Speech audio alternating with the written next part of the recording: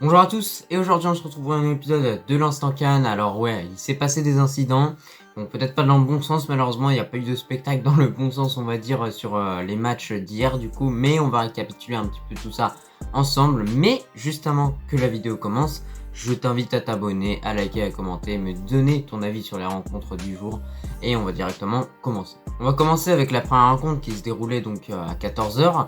Tunisie contre le Mali. Alors tout d'abord, au niveau des compositions, ce que j'ai remarqué, c'est que clairement l'effectif du Mali était vraiment très riche en joueurs. Il y a des joueurs de Première Ligue, enfin il y a un joueur de Première Ligue, Djenepo, il y a des joueurs de Bundesliga avec Aïdara et Samasekou, et également sur le banc, j'ai oublié de l'évoquer, mais il y a également Bissouma qui a été mis sur le banc. Je trouve ça un petit peu choquant parce que le joueur, ce qu'il réalise à Brighton, c'est pas donné à tous les joueurs de le faire, c'est tout simplement un très bon récupérateur de ballon.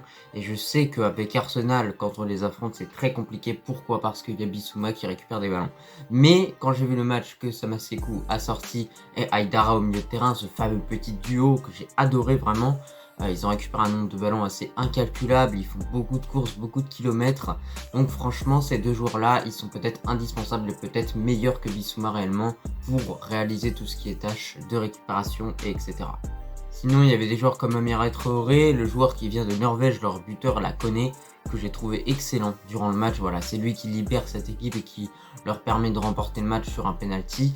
Mais en tout cas, il était très bon. Maintenant, si on se tourne du côté de la Tunisie, j'ai trouvé que le meilleur joueur dans leur équipe, ça a été le latéral droit, là, le numéro 21. Je trouve qu'il est pas mal rapide, franchement. Il a empêché pas mal de fois de Djenepo de passer, même si parfois c'était avec des fautes. Mais je trouve que c'est un bon joueur. Et c'est celui peut-être qui a montré le meilleur des visages. Parce que Kazri, lui, n'a pas su être responsable et mettre les buts quand il fallait, parce qu'il y a eu un penalty pour cette équipe de Tunisie qui était logiquement obtenu comme le penalty du Mali, mais il n'a pas été mis au fond par Kazri grâce à un gros arrêt également du gardien malien. Donc ça aussi, il faut le mentionner, il n'y a pas que Kazri qui a mal tiré, il a tiré sur le côté, l'autre l'a arrêté, donc écoutez, c'est comme ça, hein. Hannibal Mejbri, je l'ai pas beaucoup vu. Voilà, je suis assez déçu quand même de son match. Bon, c'était pas évident parce qu'il avait à côté de lui un défenseur gauche qui s'appelait également Aïdara, mais c'est pas le Aïdara de Leipzig, qui mettait un gros impact physique et ça devait vraiment pas être évident pour Hannibal Mejbri.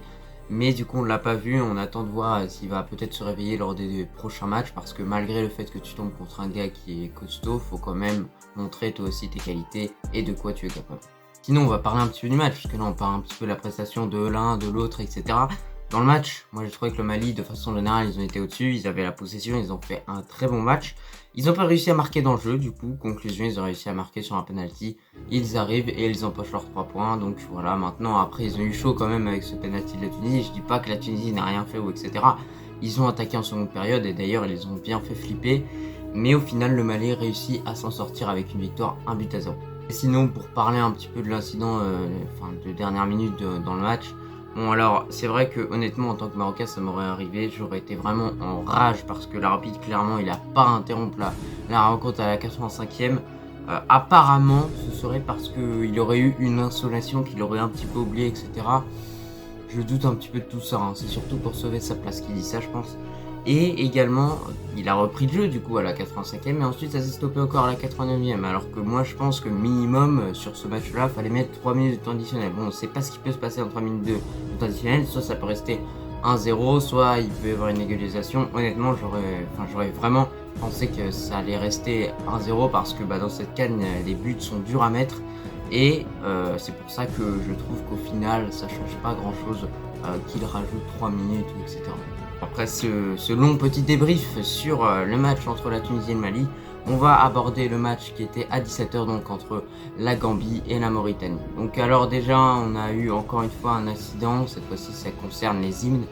Ils ont tout simplement fait 3 erreurs sur l'hymne de la Mauritanie et au final ils n'ont pas réussi à le trouver et ils n'ont pas réussi à le mettre. Donc voilà, encore une fois c'est n'importe quoi niveau organisation, ça c'est des choses qui se font en avance.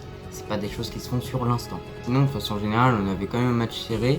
J'ai trouvé que la Gambie a mis un magnifique but et ensuite ils se sont arrêtés de jouer un petit peu. Puis c'est réellement la Mauritanie qui s'est mis à attaquer réellement dans ce match-là. Mais honnêtement, match très serré. Voilà, c'était une finale entre ces deux équipes pour clairement la deuxième place. Et du coup, c'est la Gambie qui en profite et qui vient se filer juste derrière le Mali et qui peut, pourquoi pas, se qualifier lors de son deuxième match. Ensuite, à 20 h, on avait la Côte d'Ivoire qui affrontait la Guinée équatoriale. Alors là, ce match-là, il a plusieurs contrastes quand même. On a la Côte d'Ivoire qui, dès le début du match, a mis la pression sur cette équipe de la Guinée équatoriale, qui a réussi à obtenir des occasions et par la suite a marqué dans les premières minutes grâce à Max Alain Gradel avec une célébration assez quand même emblématique. Voilà, il dédie son but à son père qui était mort du coup la semaine dernière tout simplement. Donc franchement, c'est magnifique pour lui. C'est pas magnifique, hein, mais bien sûr que c'est bien qu'il marque, ça peut lui remonter le moral. Mais en tout cas, voilà, cette équipe ivoirienne, elle a bien attaqué dans les premières minutes et ensuite j'ai l'impression qu'ils se sont arrêtés d'attaquer. Et c'est la Guinée équatoriale, clairement, qui est une équipe que je voyais pas aussi forte, qui s'est mis à attaquer, à faire des assauts offensifs. Et franchement, ils ont eu chaud, la Côte d'Ivoire, hein. On va pas se mentir, ils ont vraiment eu chaud. Et finalement, grâce à leur gardien, ils arrivent à se sortir avec un 1-0. Mais derrière, il y a une équipe de la Guinée équatoriale qui est là et qui poussait quand même derrière. Du coup, je me dis, pour l'Algérie, là, c'est pas parfait ce qui leur arrive, hein, puisque la Guinée équatoriale, ils sont bons. Et là, ils vont vouloir absolument gagner parce qu'ils n'auront pas le droit à l'erreur. Même chose pour l'Algérie qui a fait un match nul contre le Sierra Leone. Donc, on va voir ce qui va se passer dans ce match entre la Guinée équatoriale et l'Algérie. Mais en tout cas, ça promet d'être assez épique. Mais sinon, il y a quand même des choses intéressantes dans cette équipe de Côte d'Ivoire. Il y a des bons joueurs. Bon, c'est pas évident parce que, bien sûr, ils ont dû mettre quelques remplaçants sur le terrain parce que, il y a par exemple Willy Boly en défense qui est blessé, qui ne participera pas à la CAN parce qu'il s'est blessé avant. Donc c'est dommage pour cette équipe, mais sinon, il y a de la qualité. Il y a vraiment des grands joueurs et des joueurs de classe mondiale. On a vu Sébastien Haller, pas encore à l'œuvre, pas encore peut-être au top dans cette CAN, mais je pense que quand il va ouvrir son compteur, il sera inarrêtable. Sinon, on pourra un petit peu finir, pour faire un petit peu la conclusion des 3 matchs qu'on a eu aujourd'hui, enfin hier, pardon. Du coup, tout simplement, 2 incidents déjà en 2 matchs, donc avec l'arbitre et avec les hymnes. Sinon, sur le troisième, il n'y a pas eu d'incident et heureusement. Bon, alors le match le plus passionnant, j'ai trouvé que c'était quand même entre la Tunisie et le Mali. Il y avait beaucoup d'intensité parfois dans les duels et tout ça. Et j'ai bien aimé surtout, l'intensité était vraiment mise par les Maliens dans ce match-là. Puis je pense qu'ils méritent leur victoire. Pareil pour la Côte d'Ivoire, malgré le fait qu'ils ont quand même subi. Et pour la Gambie, c'est un petit peu, voilà. Enfin, on aurait pu voir la Mauritanie réellement égaliser dans ce match-là. Bon, écoute, c'est la fin de cette vidéo de l'Instant CAN. J'espère qu'en tout cas elle t'a plu et moi je te dis à la prochaine.